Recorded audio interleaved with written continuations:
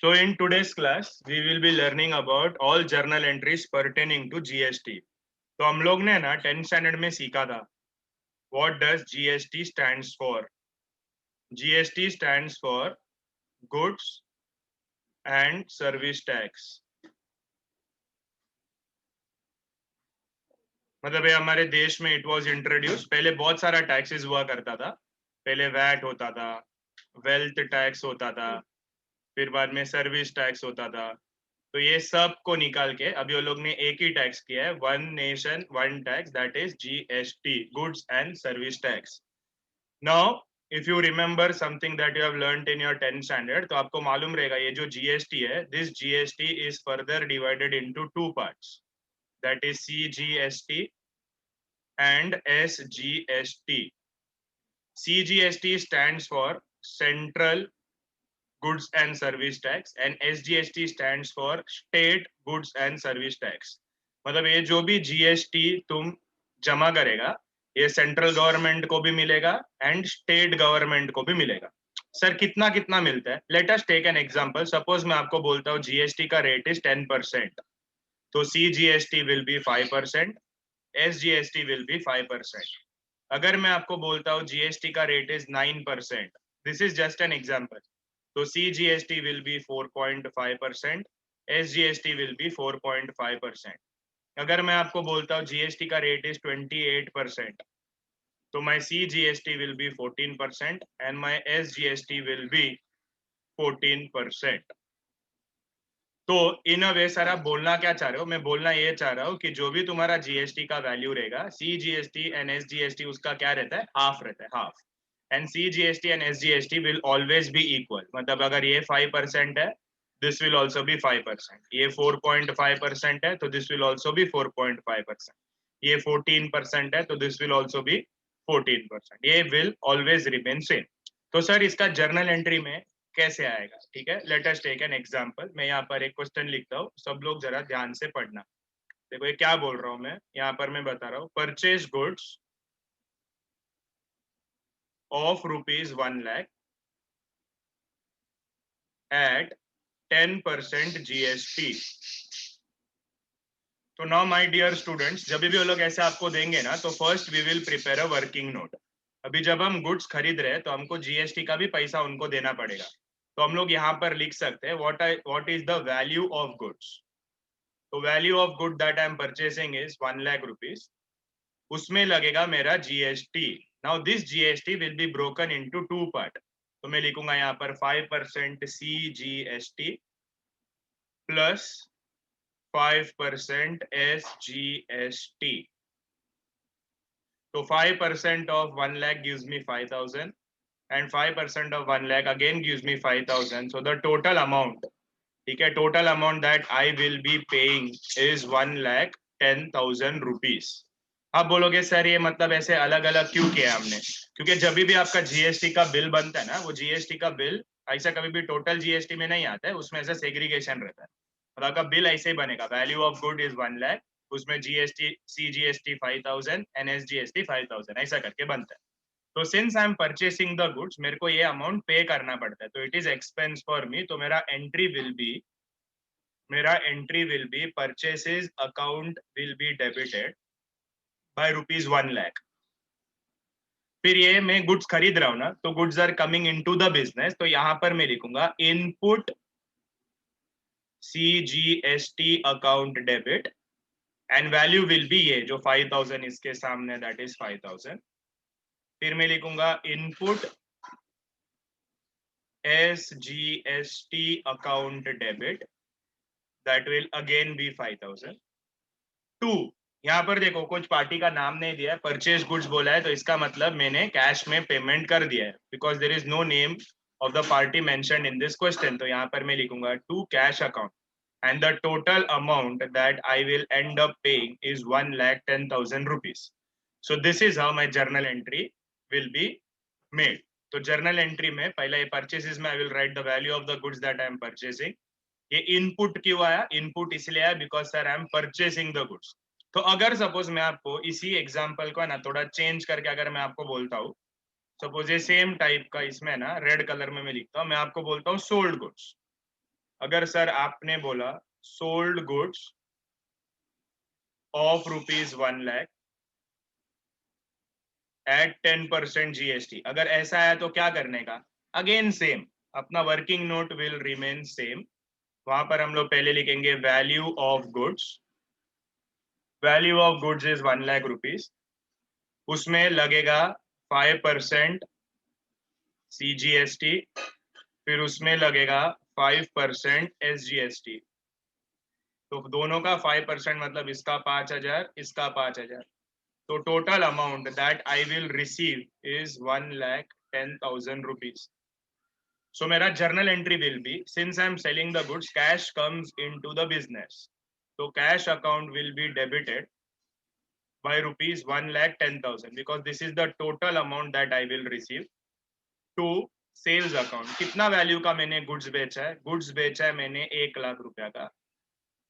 और ये जो मेरा GST है, खरीदने पर इनपुट होता है, बेचने पर मैं लिखूंगा यहाँ पर आउटपुट CGST अकाउंट 5,000, फिर to output SGST account 5,000। So this is how my journal entry will be form. तो ये देखो, ये है मेरा 2 जर्नल एंट्री। अभी अगर मैं आपको इसका एग्जैक्ट स्टोरी सुनाऊं ना, असली रियल लाइफ में क्या होता है, तो स्टोरी सुनो।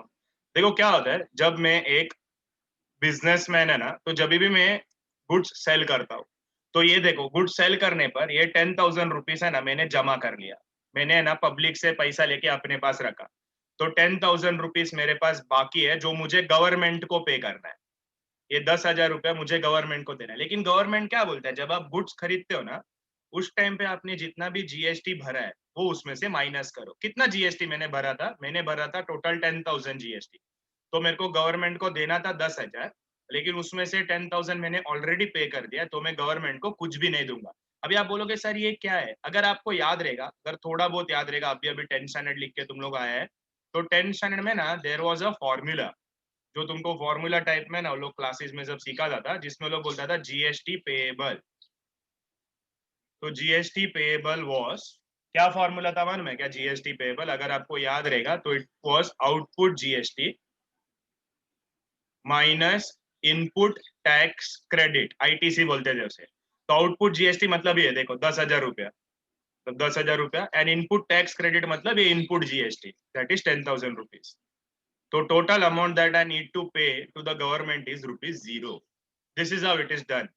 ये जो GST पेबल जो तुम 10th स्टैंडर्ड में सीखा था ना, ये उसका असली कैलकुलेशन है कि आपने कितना जमा किया माइनस आपने कितना पे किया। अगर सपोज ऐसे होता कि सर मेरा आउटपुट मतलब मैंने लोगों से 50,000 जमा किया है और मैंने पे किया है सिर्फ 10,000, तो इसका मतलब मुझे गवर्नमेंट को है ना ₹40,000 भरना पड़ेगा, क्योंकि ₹40,000 गवर्नमेंट का पैसा है जो मेरे पास है। सो इसके लिए आउटपुट CGST ना यहाँ पर क्रेडिट होता है, because it is payable in future, it is my liability. I hope तुमको इधर तक मैंने जो बोला वो क्लियरली समझ में आ गया होगा। ठीक है, ये तुमको समझ में आ गया ना, तो I am giving you all 5 question जो तुम लोग है ना मेरे लिए अभी मेरे को सॉल्व करके दिखाए। ठीक है, तो 5 क्वेश्चन आ रहे हैं सॉल्व, तो तुम लोग एक एक क्वेश्चन लिख के उसी के नीचे उसका वर्किंग और उसका आंसर लिख के मेरे को दिखा दो। तो फर्स्ट क्वेश्चन है, purchased motor car ₹2 lakhs at 12% GST। Second, तुम लोग लिखने स्टार्ट कर सकते हैं, यू कैन सॉल्व इट। पहला दो इसको रेफरेंस लेके है ना, you can solve these 5 question. Sold computer ₹3 lakhs at 10% on credit to Rakesh।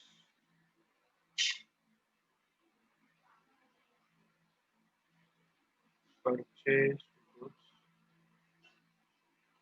₹5 lakhs at 5% GST।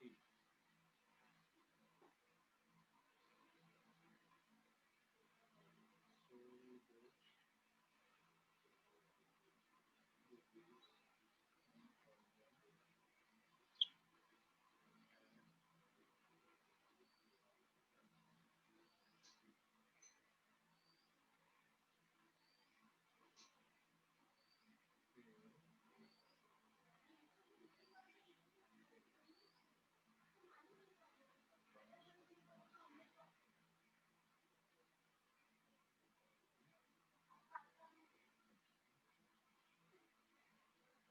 देखो माय डियर स्टूडेंट्स, अगर आप लोग ने देखा रहेगा ना तो दीज आर द 5 क्वेश्चंस। खाली ये सेकंड क्वेश्चन में देखो यहाँ पर क्रेडिट है, क्रेडिट टू राकेश।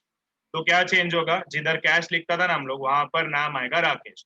तो I am giving you like 5-10 minutes का टाइम, कोशिश करो इसको सॉल्व करने का। और जो लोग ये वीडियो देख के सीख रहे हैं ना, ये वीडियो को पॉज कर दो, एंड जब भी पूरा सॉल्व होगा उसके बाद ये वीडियो को आगे कंटिन्यू कर।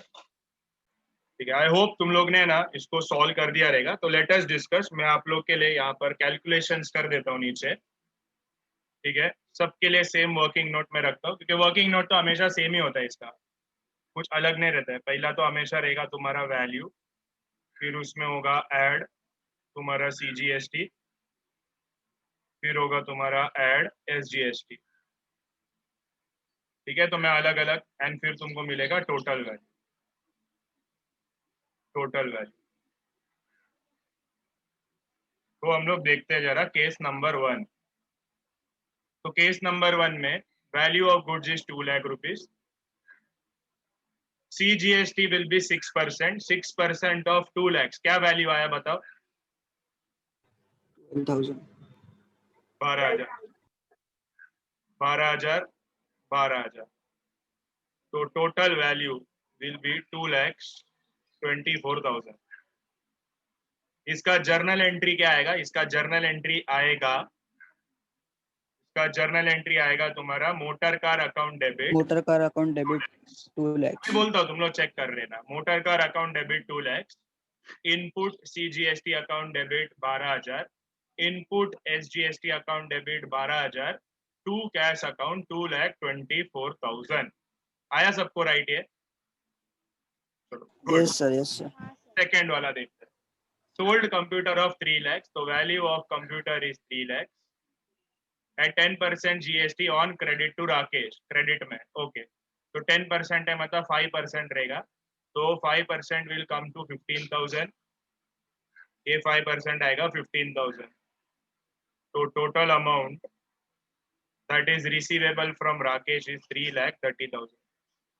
तो इसका मेरा journal entry will be Rakesh account debit 3,30,000, to sales account 3 lakhs, to output CGST account 15,000, to नहीं सर, रॉन्ग है। किसका रॉन्ग है? सेल्स अकाउंट नहीं आना चाहिए। सेल्स अकाउंट नहीं आना चाहिए, क्यों नहीं आना चाहिए? वो कंप्यूटर है, वो गुड्स नहीं है ना। परफेक्ट, एकदम परफेक्ट। सेल्स अकाउंट नहीं आएगा क्योंकि यहाँ पर कंप्यूटर है। Super, super size. तो मेरा आंसर, मैं देख रहा था मतलब कौन बोलेगा क्या बीच में। Super size. तो मेरा आंसर आएगा Rakesh account debit 3,30,000, to computer 3 lakh, to output CGST 15,000, to output SGST 15,000। Super, मजा आ गया। चलो next, third one. Purchase goods of 5 lakh, तो गुड्स परचेज कर रहा है तो ये 5 लाख रुपया।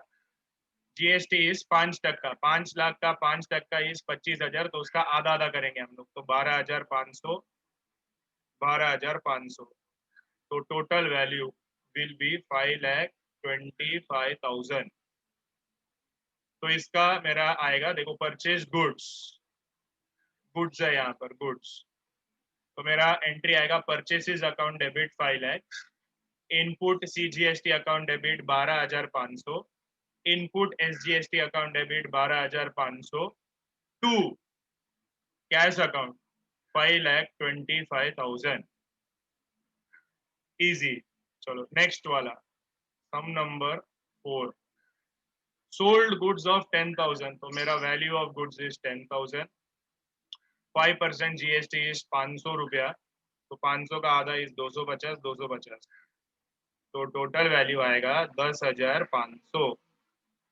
तो मेरा आंसर देखो, सोल्ड गुड्स है, तो मेरा आंसर आएगा cash account debit 10,500, because cash is received, कुछ नहीं बोला तो कैश इज रिसीव्ड। तो कैश अकाउंट डेबिट 10,500, फिर to sales account 10,000, to output CGST account 250, to output SGST account 250। Let us take up the last question. ये last one, mark it as important. Paid transportation charges 20,000, same calculation sir, ये होएगा मेरा 20,000, उसमें 10% GST, मतलब 5 that gives me 1,000 रुपया and 1,000 रुपया। तो the total value is 22,000।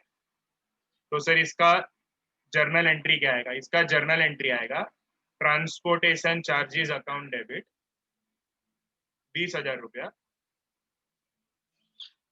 फिर इनपुट CGST अकाउंट डेबिट 1,000 रुपया, फिर इनपुट SGST अकाउंट डेबिट 1,000 रुपया, ये सब debit to cash account.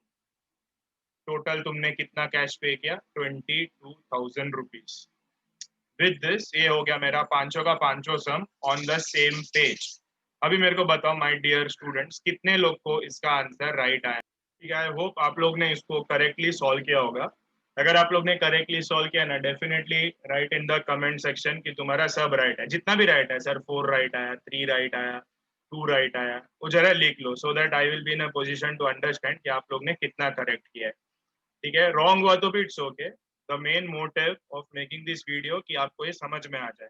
And यही 5 वेराइटीज ऑफ क्वेश्चंस है ना तुम्हारे एग्जाम्स में आएंगे। एग्जाम में आएंगे मतलब आपका एवरी सम में ना these will be the questions जो है ना मिक्सअप होके आ जाएगा। तो अगर आपको ये 5 यहाँ क्लियरली समझ में आ गया ना, तो you are good to go, आपका एग्जाम बहुत अच्छे से जाएगा। ठीक है, so don't worry, I am always there with you all.